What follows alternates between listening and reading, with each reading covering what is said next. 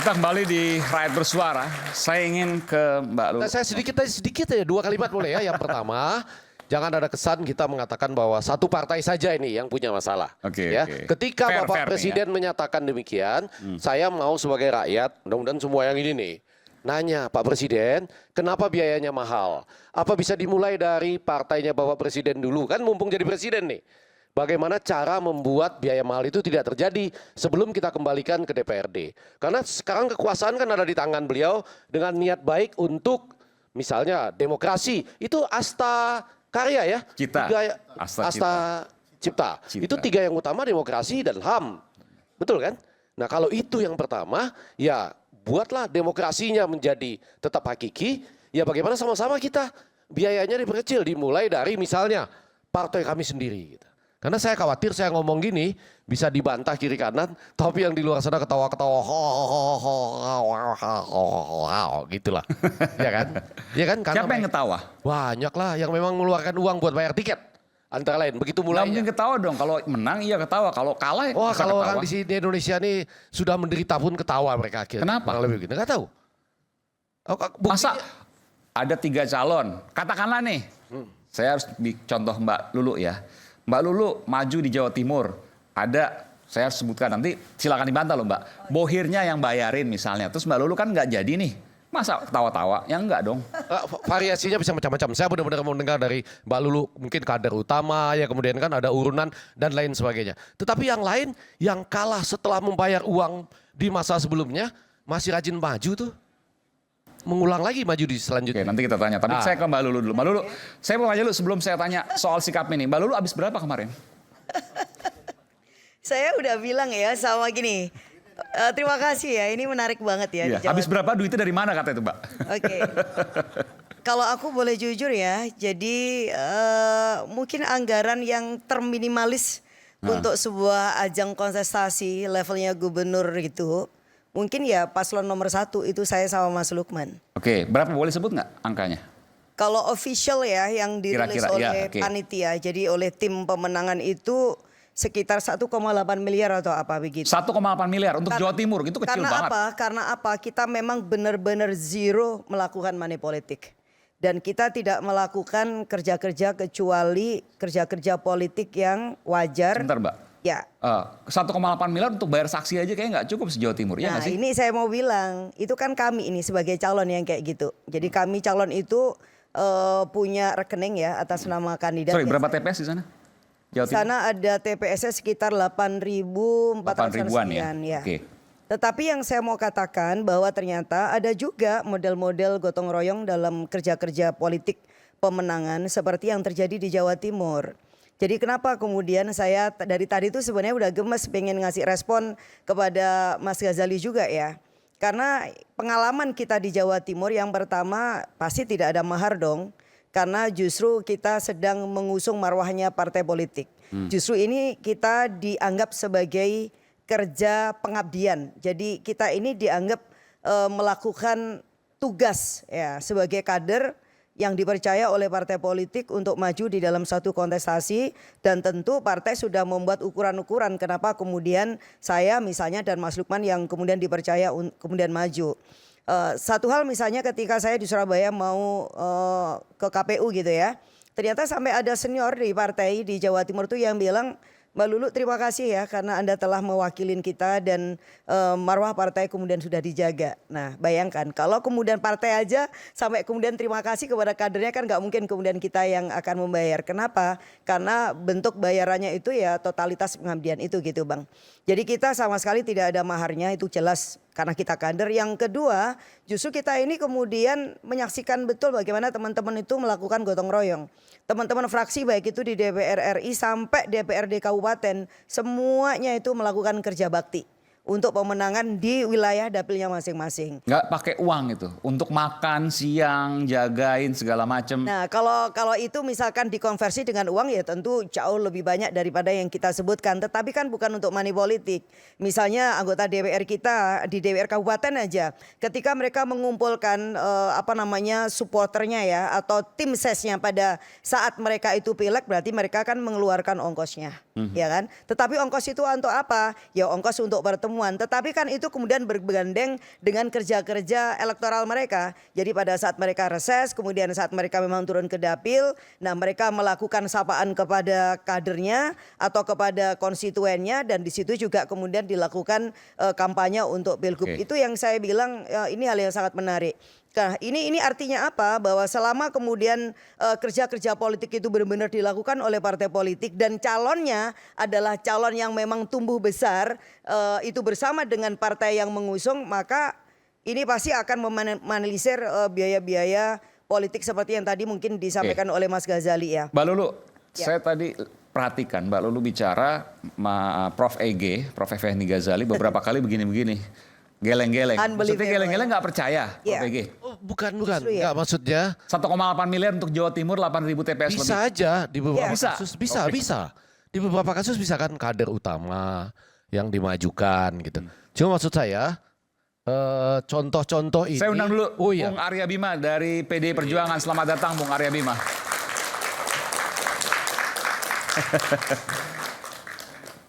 Apa kabar Bung Arya Bima? Kabar selalu baik. Oke, silakan. Jadi gimana Prof? Ya saya lihat Mas Arya Nuansa Bima hitam ini ya. jadi ingat apa namanya, ada yang mengatakan 12% itu dari mereka gitu. Enggak ya. Enggak, balik PPN 12% maksudnya dari sebelah sana gitu. Enggak, jangan. Anda nggak berani tanggung jawab itu. Enggak. Topiknya bukan itu gitu. Nah, balik. Nggak apa mau disinggung dikit nggak apa kok. Ya, saya mau bilang bahwa pasti akan ada kalau kita temui hal-hal yang seperti ini. Tapi berapa jumlahnya dibanding 545 gitu. Itu kan selalu. Nah, kalau semuanya atau sebagian besar. Tapi 1,8 miliar untuk daerah sebesar Jawa Timur, 8.000 TPS lebih, mungkin. Tapi begini, yang kita tidak hitung kan kontribusi. Saya bilang tadi ya kan, bahwa ada kerja bakti, ada kerja gotong royong yang dilakukan oleh para kader utama kita. Oh, dia ikut nyumbang Iya juga? dong. Iya dong. Iya dong. Kalau nyumbang Itu- nggak perlu dilaporkan juga itu? Ya ada yang bisa dilaporkan, tetapi kan ada yang mungkin tidak perlu dilaporkan karena itu berbareng dengan tugas dia turun ke dapil. Kalau Maksudnya lebih begitu, dari jumlah ya. yang boleh, ya harus dilaporkan gitu kan? Iya, iya. Tapi kalau Jadi- enggak, tapi poin saya kan kembali, kalau misalnya banyak yang seperti ini, lebih besar jumlahnya dibandingkan katakanlah kalau ngambil di tengah rata-ratanya berapa, ya sudah, Bapak Presiden nggak usah dong mengeluh, betul nggak? Iya kan? Karena kecil kok. Kecil dan rakyat semua nyumbang, bukan Tapi rakyat. mohon maaf. Ya. Tapi hanya ada satu doang. Tapi kan, mohon maaf saya sebut. Iya. Tapi kan nggak jadi, kalah. Iya, Yang jadi kita nggak tahu nah. berapa. Justru itu Justru itu. dong. Maksud saya, yang Justru orang di luar itu. ketawa itu yang saya maksudkan tadi gitu loh. Sebenarnya akan berbeda ceritanya ya kalau Ya. kemudian dengan budget yang minimal gitu ya, tetapi dengan kerja politik maksimal dan kemudian tetap terpilih. Ya. Nah itu ada juga, ada Ya, juga itu pasti. ada juga memang, Ya. tetapi Cuma untuk- berapa persentasenya? Karena saya kalau itu yang besar, nggak perlu Bapak Presiden ngomong gitu. Ya Nggak, nggak? tapi saya tanya, oke 1,8 Iya, miliar iya. dan akhirnya kalah begitu ya. Kalau saya tanya ke Mbak Lulu kalau suruh milih antara pilkada langsung dengan tak langsung, Mbak Lulu yang menjadi orang yang pernah praktek langsung di lapangan, pilih yang mana? Pilihannya ini selalu hitam putih kayak gitu ya. Problemnya apa dulu nih? Dari langsung atau tidak langsung? Karena saya ini kan tipikal orang ya. Problem ya, utamanya efisiensi, boros. Gak hanya efisiensi sebenarnya. Saya masih ingat ada hasil kajian dari Badan Keahlian DPR tahun 2017 bahwa pilkada langsung itu contohnya satu meminimalisir oligarki. Tetapi ini kemudian kita lihat ya realitasnya apakah oligarki itu justru satu dia memang tidak ada atau malah tumbuh subur pada pilkada langsung. Nanti itu biar ketemu kita kalau sakitnya apa kemudian resepnya juga jelas. Nggak seperti tadi itu gitu ya kan. Terus yang kedua justru meminimalisir politik dinasti. Karena apa? Terjadi yang namanya sirkulasi elit. Nah ya kan terjadi kepemimpinan yang Meminimalisir bukan berarti Iya. menolkan ya. ya tidak nolkan, tetapi ternyata justru tumbuh subur yang namanya politik dinasti. Saya baru aja baca tadi hasil penelitian dari UGM, salah satu pusat riset yang ada di sana. Ada dua lembaga yang ada di UGM sama di Unikat Majaya. Ada 605 peserta Pilkada 2024 yang affiliate dengan dinasti. Berarti pilkada langsung Ya memunculkan double dinasti. daripada pilkada-pilkada sebelumnya, betul. Oke. Bukan hanya tidak related, tetapi justru ternyata tumbuh subur. Kalau tidak bapaknya, ibunya, istrinya, anaknya, ponakan, misanan, istri, suami, atau bahkan yang kaitannya dengan kerabat atau yang diendos oleh dinasti yang terkait. Oke. Ya misalnya ini udah 2 kali nih. Kemudian dia mengendos siapa yang kemudian dipercaya, entah itu anak buahnya atau asprinya atau siapapun. Anyway, seperti itu, ya kan. Kemudian memanalisir politik uang, tapi ternyata tadi dibilang sendiri bahwa politik pilkada hari ini bukan hanya menjadi efisien, tetapi memang sangat costly. Ini adalah hasil kajian dulu alasan pilkada langsung dan juga alasan-alasan yang lain, misalnya soal kualitas demokrasi lebih baik, kemudian soal kepemimpinan yang penuh dengan integritas. Tetapi lagi-lagi kemudian kita juga punya hal yang paradoks ya, karena aku juga baca ternyata dari 2005 jadi 2005 sampai 2024 itu yang namanya kepala daerah yang dijadikan tersangka oleh KPK itu udah hampir lebih kurang 159 atau 169, lebih kurang ratusan. seperti itu. Artinya itu ada ratusan kepala daerah pasca pilkada langsung yang kemudian menjadi tersangka korupsi. Ini adalah problem-problem yang menurut saya perlu untuk kita mitigasi bersama gitu. Sebelum kemudian membuat keputusan Sebentar, apakah artinya begini, langsung atau tidak langsung. Artinya Mbak Lulu juga menyangsikan, meragukan kalau ini tetap langsung juga nggak benar-benar amat gitu kurang lebih kan? Iya lebih kurang itu, tapi sebentar kemudian tapi yang kita tidak lakukan juga bahwa kenapa sih kemudian ini semuanya bisa terjadi? Kenapa kita tidak pernah melakukan audit penyelenggaraan pemilu? Kenapa sih misalnya apa yang kita anggap sebagai kecurangan, kalau itu kita sepakatin ya bahwa money politik itu adalah satu tindakan yang sangat messy dan menjijikkan dalam demokrasi kita. Tetapi kenapa itu bisa berlangsung? Kenapa yang dulu itu misalnya itu tertutup bisa dilakukan tengah malam gitu, tetapi sekarang tuh bisa siang hari bolong, bisa sore, bisa Apa pagi bisa ini? dan sangat terbuka. Iya Apa, dong. apa Bahkan kemudian ada juga Serangan yang fajar. ya bahkan ada yang juga yang semena-mena kemudian deposting di media sosial. Ini loh serangan fajar, tetapi dilakukan itu tidak fajar dan itu sebelum coblosan. Tapi kemudian saya bilang Kalau ada di bansos mana? termasuk nggak ya? Kenapa? Bansos termasuk nggak? Kira? Iya dong. Yang saya bilang itu ada minyak goreng, ada beras, ada yang sore-sore itu dibawa dengan geledekan, Pak. Dikirim ke rumah-rumah. Saya mau Siapa bilang, yang kirim itu? Tim ses atau siapa? ya gak mungkin kan calon ngegeledekan sendiri. Ya pastilah bagian dari aparat yang mensukseskan kandidat. Aparat ini saya garis bawahi, aparat nih. Ya aparat itu maksudnya bisa tim ses, bisa siapapun anyway lah ya. Yang pasti kan bukan kandidat yang gawa geledekan kayak gitu. Tetapi itu terjadi juga di Jawa Timur gitu loh. Yang saya mau bilang kemudian ada di mana pengawasan itu?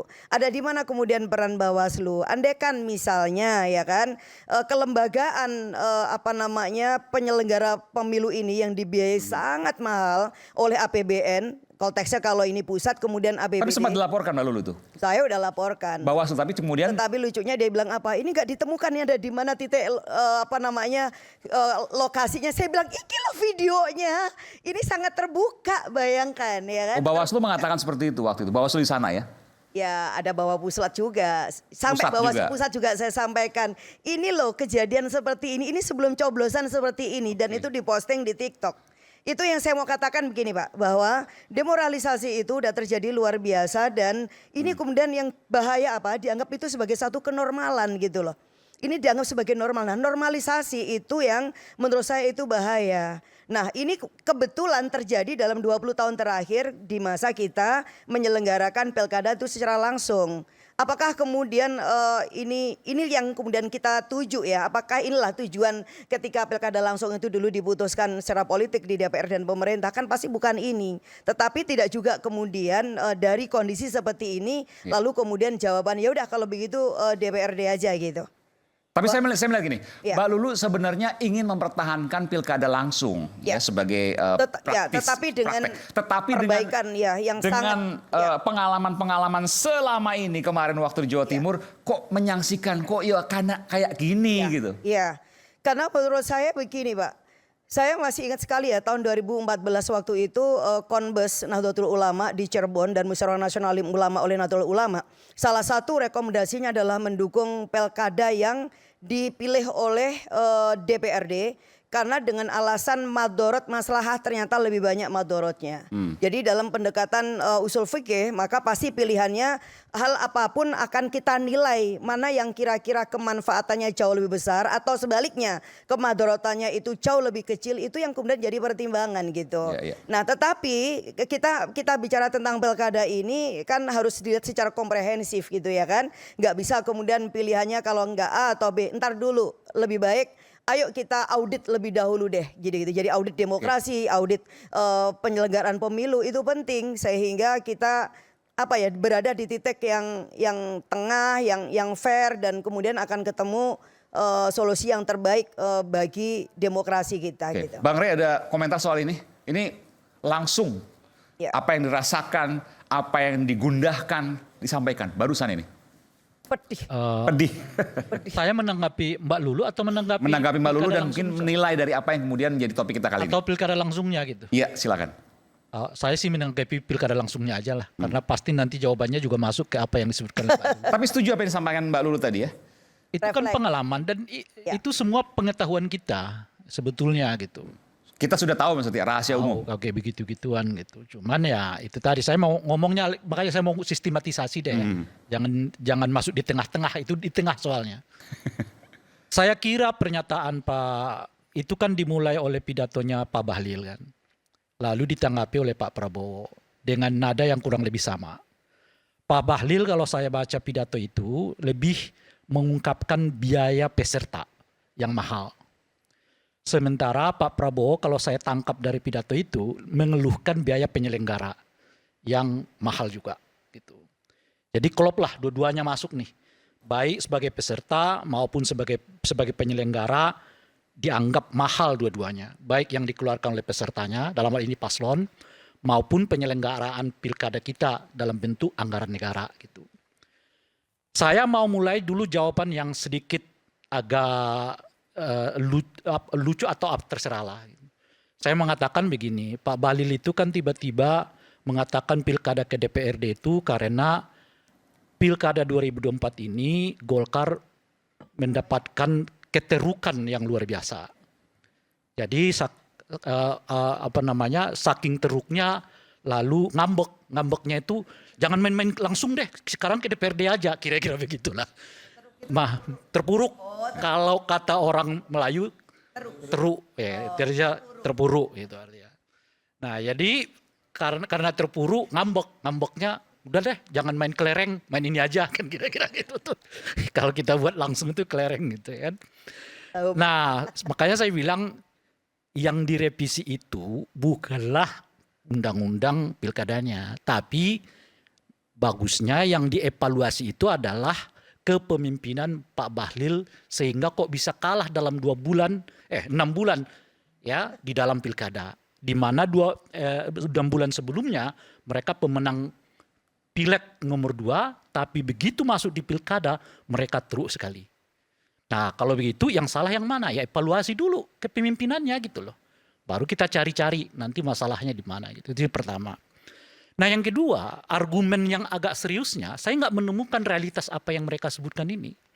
Pertama, biaya mahal. Di mana mahalnya? Kalau kita merujuk... Di mana mahalnya? Makanya, kalau kita merujuk ke biaya peserta dulu. Jangan masuk kita ke biaya yang berkaitan dengan penyelenggara ya.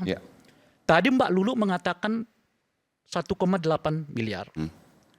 Mungkin Gerindra mengatakan berapa? Ini mengatakan berapa? Yang sudah bisa kita pastikan adalah berapa sih biaya orang di dalam pelaksanaan pilkada ini adalah apa yang mereka laporkan ke KPU kan. Itu yang kita bisa pastikan. Hampir tidak bisa kita temukan ya peserta pemilu melaporkan ke KPU itu bahwa mereka habis misalnya 200 miliar. Hampir kita nggak temukan. Kita turunkan 100 bagaimana? Hampir kita. Nggak ada juga. 50 miliar mudah-mudahan kita nggak temukan. Jadi PDIP nggak ada 50 miliar? Kepala daerahnya? Nggak usah tanya ke PDIP. Kita tanya apa yang mereka laporkan ke KPU. Karena itu dokumen resmi. Bisa dibuka betul? Tidak ada? Tidak ada. Iya itu yang Mbak Lulu nanya emang nggak ada? Semua yang menyebut itu paling mahal mungkin 10M, 20M. Itu laporan resmi. Padahal realitanya? Saya nggak bicara itu. Saya mau mendasarkan pada laporan yang official. Itu namanya di KPU kan. Pak Prabowo Pilpres 2024 yang lalu, laporan keuangannya ke KPU itu berapa? 207 miliar habisnya. 207 miliar kalau kita bagi dengan 33 provinsi, berapa yang keluar kira-kira Bung Effendi? Kan kurang lebih cuma 10 M kan per satu provinsi. Ya, untuk 5 tahun, ya kan? Bung Ganjar jauh lebih realistis menurut saya karena mereka mengeluarkan uang sekitar 500 miliar alias setengah triliun dalam laporan dana kampanye mereka. Itu kira-kira tuh. Jadi untuk menjadi presiden di Republik ini dari 204 juta pemilih hanya 200 M dikeluarkan oleh Pak Prabowo. Di mana mahalnya? Untuk 5 tahun. Jangan bilang ada biaya itu, berarti Anda nggak jujur. Kenapa nggak dilaporkan ke KPU? Kalau nggak tidak jujur, keluhan orang yang nggak jujur kita abaikan. Bentar, 200 M kan juga besar banget itu. Bung, kalau lihat 200 M-nya besar. Dibagi 38 provinsi. Bagi 38 provinsi bagi 5 tahun. Lo bagi lagi 12 bulan. Gak ada biayanya itu menurut saya untuk makan siang gratis 10.000 sehari loh. Bung Ruli, Anda setuju dengan itu? Kan saya belum. Oh ya, oke, silakan. Nggak, saya mau tanya soal itu. Jangan lihat, kalau kau dengar 200 miliar ya besar. Tapi kalau kau lihat proses ke 200 miliar itu. Dibagi lagi. Iya kan gitu. Nah, jadi 200 miliar dikeluarkan oleh Pak Prabowo untuk mendapatkan 204 juta pemilih. Ya, itu kira-kira itu. Artinya apa gitu? Artinya sebetulnya apakah itu besar? Kalau 200 miliar kita bagi untuk provinsi, layak kalau gubernur-gubernur itu hanya mengeluarkan sekitar 10-20 M per provinsi. Kabupaten kota mungkin hanya 7 miliar. Kalau kita merujuk ke Pilpres itu, menurut saya gitu. Itu logikanya itu. Tapi ada biaya ini, mahar macam-macam. Ya saya nggak tahu. Saya hanya merujuk ke data KPU. Bahwa mereka mengeluarkan dari itu artinya mereka nggak jujur. Karena semestinya semua pengeluaran mereka terkait dengan penyelenggaraan pemilu, kampanye macam-macam, harus dilaporkan ke KPU. Jadi kalau mereka mengeluh biaya besar, sementara di KPU kecil, Anda nggak jujur. Oke, masuk akal. Bagaimana kita bisa menerima keluhan orang yang tidak jujur? Kan dia baikkan itu. Nggak valid itu namanya. Nggak bisa kita menerima, nggak bisa Republik ini dibuat kebijakan berdasarkan cerita orang yang berbohong gitu loh Pak. You mau? Tunggu dulu, kan belum ke sana. Kalau satu ini. Iya, satu. Udah kelihatan kan? Ya. Bagaimana Republik ini dibuat aturannya berdasarkan cerita orang yang berbohong. Oke, Anda mau? Itu kira-kira tuh. Ya. Yang kedua, kalau nggak mau begitu ya jujur Anda ke KPU. Keluarkan. Kalau Anda mengatakan 500 M Anda keluarkan, silakan catat di KPU. Biar kita lihat gitu loh. Nah yang kedua biaya soal pilkada, penyelenggaraan. Berapa yang dikeluarkan untuk pilkada 2024 ini Bung Effendi Ghazali? Laporan yang kita terima itu sekitar 38 triliun. Oke, KPU tuh. Kita buat aja 40 triliun Bung. Coba kawan-kawan mahasiswa keluarkan handphonenya, kita kalkulasi. 48 triliun dibagi 204 juta pemilih. Coba kalkulasi. Berapa kira-kira per pemilih itu dapat? 40, saya udah naikkan ya. Karena laporan itu 38. Kita naikkan aja menjadi 40 triliun. Coba kawan-kawan mahasiswa. Berapa jumlahnya? Dibagi 204 juta pemilih. Berapa itu? Sekitar 300.000 sekian. Per pemilih Bung. 300.000 rupiah. 300.000 rupiah per pemilih. Oke? Berapa? 200 berapa? Hah? 196 ketemunya. Kalkulator saya salah berarti. 296. Oh, 296. Baiklah, kalau kita pulkan aja ke angka 300.000 kan? Iya. 300.000 dibagi 5. Karena 5 tahun itu. Berapa kira-kira? 60.000. 60.000 Bung per tahun lo kasih ke rakyat. Lo bilang itu mahal. Itu dalam konteks berapa tadi totalnya? Kan 30, saya udah naikkan 40 triliun. 40 triliun. Dibagi 204 juta pemilih. Iya. Dapatnya 300.000 per pemilih kan? Dibagi 5 tahun. Karena pilkada itu 5 tahun jaraknya kan. Per anggaran. Jadi berapa per orang per tahun diberikan negara supaya mereka dapat menggunakan hak pilihnya ke TPS itu? Berapa tadi? 60.000. 60.000 bagi 12. Per bulan berapa dikasih negara QIU? 5.000. Hah? 5.000. 5.000. You tahu menggunakan hak pilih ke TPS itu hak makan ruhani bangsa ini. Sebab demokrasi ini ruhani. Makan siang gratis itu ragawi. Dua-duanya harus dipenuhi oleh negara. Jadi jangan mikir hanya soal makan siang gratis, tapi melupakan makan ruhani gratis. Apa makan ruhani gratis itu? Hak warga negara untuk menentukan siapa pemimpin mereka di Republik ini. Berapa biayanya? Cuma 6.000 sebulan.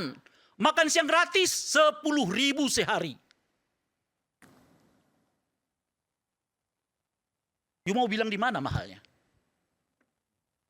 Bukan mahal. Yang ada apa? You pelit bagi rakyatmu.